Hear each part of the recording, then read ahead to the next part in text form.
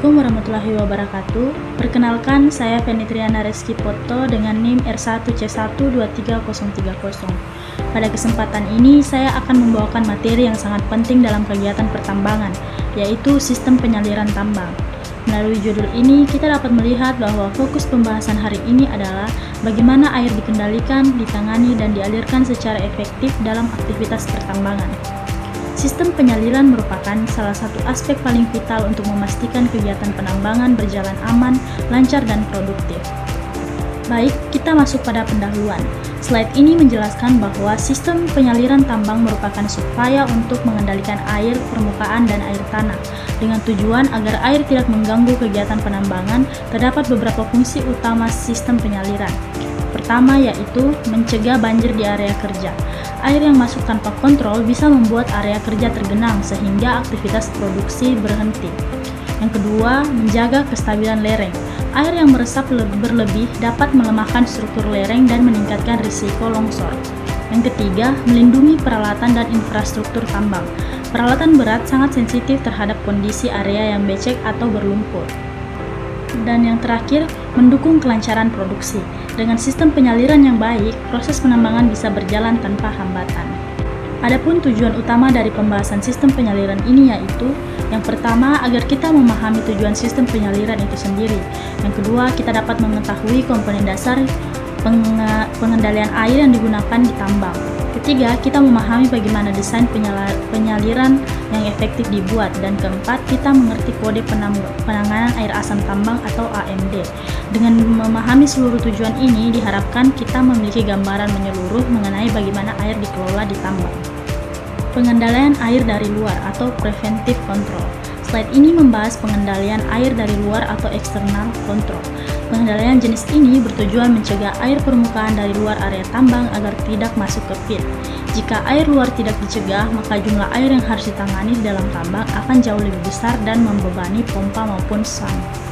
Slide ini juga menunjukkan beberapa komponen pengendalian air dari luar seperti pengaturan kemiringan lahan agar air mengalir menjauh dari pit, vegetasi atau revegetasi untuk mengurangi limpasan dan erosi, berm atau tanggul penahan yang berfungsi sebagai penghalang aliran, parit pengali atau diversion ditch yang mengalirkan air ke jalur lain, saluran permukaan yang mengarahkan aliran air secara terkontrol, dan penutupan lahan untuk mengurangi infiltrasi air ke tanah.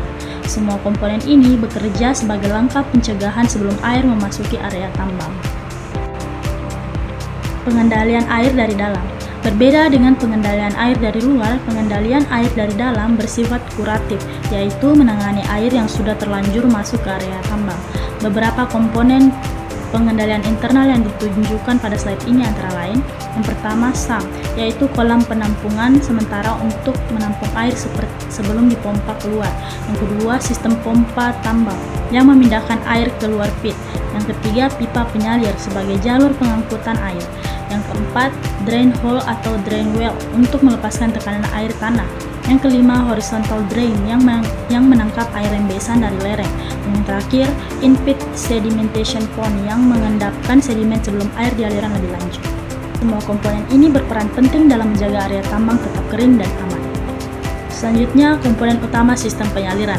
Slide ini merangkum komponen utama sistem penyaliran mulai dari open channel yaitu saluran terbuka yang membawa air permukaan, parit dan berm untuk mengalihkan air hujan menjauh dari pit, sump sebagai titik penampungan air, pompa dan pipa sebagai sarana pemindahan air keluar pit, kolam sedimentasi untuk menangkap lumpur dan sedimen, dan instalasi pengolahan air terutama saat air mengandung asam atau logam.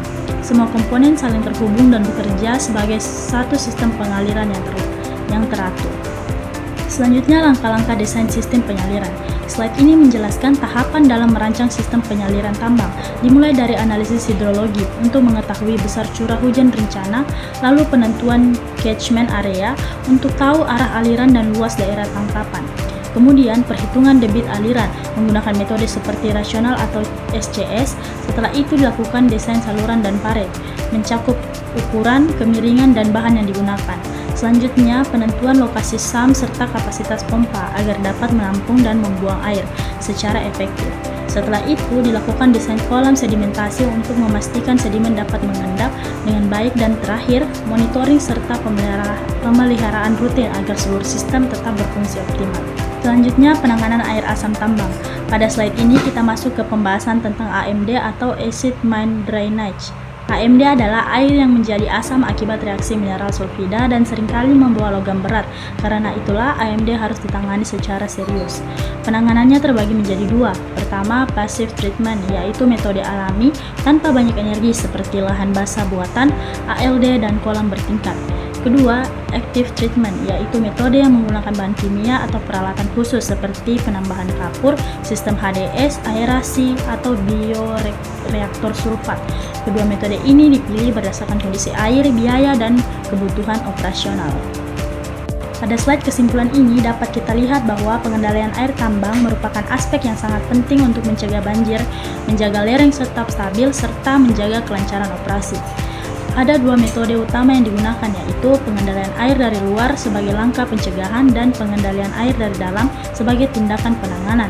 Jika kedua sistem ini berjalan dengan baik, maka operasi tambang dapat berlangsung aman, efisien, dan produktif. Demikianlah presentasi mengenai sistem penyaliran tambang. Semoga materi ini dapat memberikan pemahaman yang lebih baik tentang pentingnya pengelolaan air dalam kegiatan pertambangan. Terima kasih. Wassalamualaikum warahmatullahi wabarakatuh.